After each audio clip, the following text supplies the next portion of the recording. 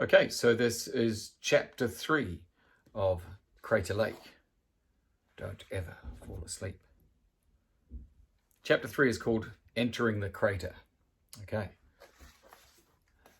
By the time we reach the gate, we're the kind of hot that's so intense you can't even remember what cold feels like. We dump our bags on the ground while Hosh looks for a way in. On either side of the gate is a spike-topped fence that stretches through the woods for as far as I can see. And on the other side of the gate, there's only the dusty road and a buttload more trees. Shouldn't someone be here to open the gate? Mr. Tompkins asks. I thought they were expecting us. Now that moment of shock and horror is over, I can tell he's seriously triggered about this favourite t-shirt of his. I think it's fantastic that they take security so seriously. The children are going to be completely safe here, Hosh says. She'll probably give them a sticker for that, I say, and the others laugh. Without warning, the gates shudder and start to open. Like magic, Hosh beams. There are cameras, miss, Adrienne says, pointing to the top of the gateposts. Not Hogwarts, though, is it? Katja whispers.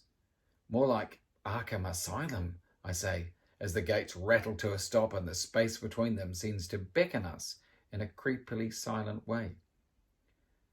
Where actually is the centre? Mr. Tompkins says, looking down the winding road that disappears over the horizon. Is it much further? It looks like miles. He wants to get his t-shirt in the wash, I say. Before the stain dries in, Katja giggles. I'm sure it's not further. Hosh grabs the handle of her wheelie case. Come on, let's sing some motivational songs to make the walk more pleasant. Oh, we all groan. Our mouths are rabbit poo dry, and the last thing we want is to sing. Miss Hosh struts ahead anyway, pulling her case, which is cream-coloured with sparkly bits on it, the same as her jacket. Yes, she's wearing a flipping jacket. And shoes. Nobody has ever seen Miss Hosh wearing shoes that aren't high heels. She wears them in the snow. She wears them on sports day. And apparently, she wears them to activity centres in the middle of nowhere.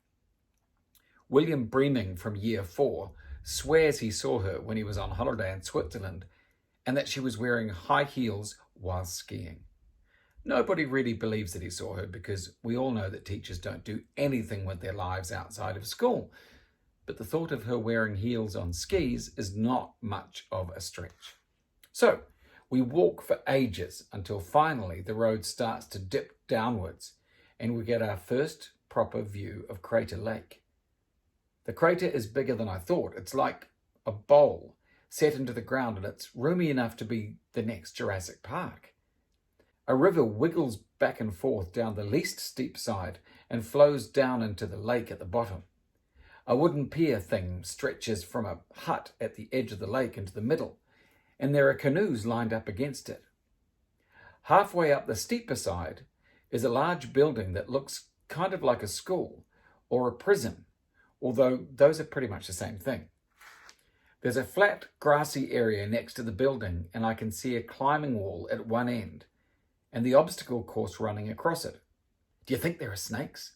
Chetz asks, edging forward to peer down the slope of the crater. His foot catches on a mound of moss and he almost tumbles down the hill. Oh, man. Chetz is not a fan of nature. Maybe little ones, I say. Nothing poisonous. I wish we were sharing a room. I should tell you about how me and Chetz became friends. Chetz joined halfway through Year 1, when all the friendship groups were basically formed. Nobody made much of an effort with Chetz. He wore his uniform too neatly and looked like a lost baby owl. I kind of felt sorry for him, but I had my own troubles to deal with. Anyway, he was standing on his own one lunchtime when a wasp landed on his ear. Everyone else screamed and laughed and ran to a safe distance, but he just stood there. The fear on his face was like nothing I'd ever seen before. He was more scared in that moment than I'd ever been of anything in my life, and I couldn't stand it. I ran over and flicked the wasp away. I saved Chet's and got stung in the process. It's pretty much been like that ever since. One thing I can't do for Chet's, as Hosh so unkindly reminded everyone, is share a room. I've never had a sleepover at my house, and I've never slept over at anyone else's because reasons. The word at school is it's because I'm a vampire, and that wasn't really helped by the fact that when some of my teeth grew in, they looked sort of pointy. They're rubbed down a bit now, but people don't like to forget that kind of thing, and that's why they call me Fangs. But as I can't tell them the truth, I just suck it up and hope that one day my life will just be normal. So I just say, sorry, Chets. We start making our way down the slope towards the building. The air is thick with heat, so thick that we practically have to chew our way through it, and all I can hear is the crunch, crunch, crunch of our feet on the gravel path. It's so quiet, Katja whispers. Like end of the world quiet, I agree. If it was the end of the world, Big Mac stops to take a sip of water. Do you think Hosh would still be wearing those shoes? Probably, says Chets. Imagine if she put on some trainers, I say. It'd be like the first sign of the apocalypse. Mum says presentation is very important and that it's impressive that Miss Hosh sets such a great example for us all, Chets says. Yeah, but your mum also makes you wear a shirt and tie on non-uniform day, when the rest of us are chilling in our jeans, I say. Not sure we should agree with everything your mum says. True dat, says Chets, and we all crack up again.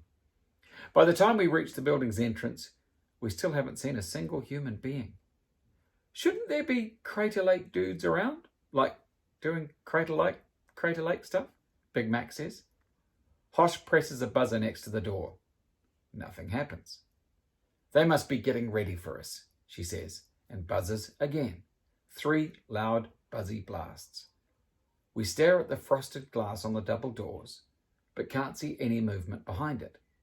She presses again, holding down the buzzer for a good 10 seconds. Nothing but silence.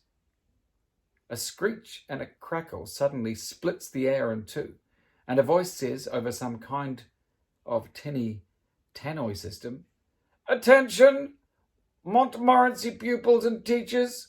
Welcome to Crater Lake, where adventure awaits. I have released the lock. Please push the door and seat yourselves in the waiting area.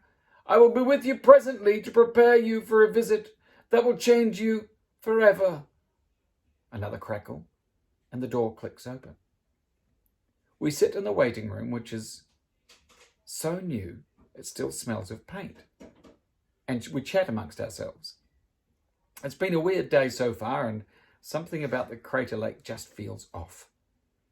We expect stuff to happen, for people to come and tell us what's going on, but we're left alone for ages. Adrienne walks over to the other 2 doors in the room and pulls on the handles, but they're both locked. At last the doors open, and a huge man with a bald head walks into the room. "Apologies for the delay," he says, wiping his hands on his trousers. "Which one of you is Miss Hosh?" "That would be me." Hosh jumps up. I can tell she's torn between being annoyed by the wait and just wanting to carry on pretending that everything is just fabulous. "Welcome to Crater Lake," the man says. "My name is Digger." He points to his name badge as if to prove that Digger actually is his name, which, to be fair, I'm a little bit doubtful of. "I'm the center manager here, and as our very first guests, I wanted to take care of you myself." "Well, that's super, Digger." Hosh pronounces his name as if it's tasting disgusting in her mouth. "Look, there's been an accident just outside your gates. A young chap who works here seems to have had a small mishap and is unconscious in the road. Our coach and driver are waiting with him, but we have no mobile reception. Could you call an ambulance urgently, please?" "One of our chaps?" Digger asks, not looking especially concerned. "His name is Dale," Adrienne says. He's wearing a Crater Lake polo shirt. Have you noticed he's missing? Ah, yes, Dale. We have been looking for him. He's unconscious, you say? Unconscious and bleeding from the head, Hosh nods. Probably dead, Chet says. Thank you so much for letting me know, Digger says. And get this, he smiles, really smiles. Me, Chet's, Katja, and Big Mac raise eyebrows at each other. I'll deal with him immediately. Please excuse me for 1 minute more. Of course, Hosh says. Digger goes back through the doors, which magically opens for him, even though it's stuck tight for all of us. Maybe he has super strength, I say. Or maybe this is Hogwarts after all, whispers Katja. When he comes back, he and the teachers talk business, and so do we. So far, this trip has not been what we expected. A lot of seriously weird stuff has gone on, and apparently we're not going to be participating in any activities today. Children, Hosh says, we've decided that the best thing to do is relax tonight and start fresh in the morning. Once we've unpacked, perhaps you could give us a tour of the centre, Digger. I'm afraid the staff are busy and I'm needed elsewhere. We'll make sure you're fully acquainted with the Crater Lake tomorrow.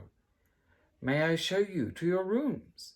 Digger says, picking up about 10 suitcases and walking through the door without giving us a chance to argue. As he hoists a backpack over his shoulder, I notice some spatters down the side of his polo shirt. Is that blood? Big Mac asks. It looks like blood. Unfortunately, Trent is right behind us. I thought you vampires only attacked people at night, Sparshot, he laughs. Couldn't wait to sink your fangs in, could you? Lance has been here the whole time, Trent, Chet says. It could not have been him. Well, I don't see any other bloodsuckers around here, chubby.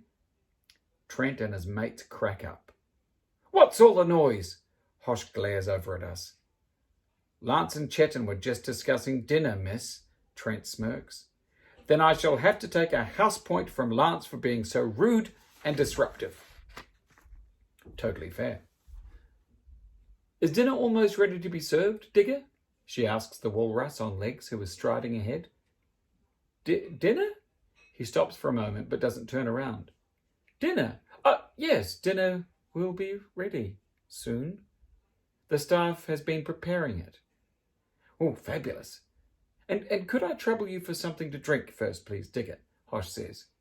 We've walked a long way in this heat and the children could really do with some cool water. Digger drops the bags he's carrying. His hands fall to his sides. He sort of shivers, which is weird because, like I said, it's extra hot in here. He seems to take a moment. You'd think she'd ask him to murder a baby swan or something. Then he bends to pick up the bags. There are drinking fountains in the communal areas. Please help yourselves. He walks down the wide corridor and stops at the top of a narrow flight of stairs, which, unlike the rest of the place, doesn't look newly decorated. The single room is down there for the child with special needs, Digger says, pointing to a door at the bottom of the stairs that looks suspiciously like it leads to a basement.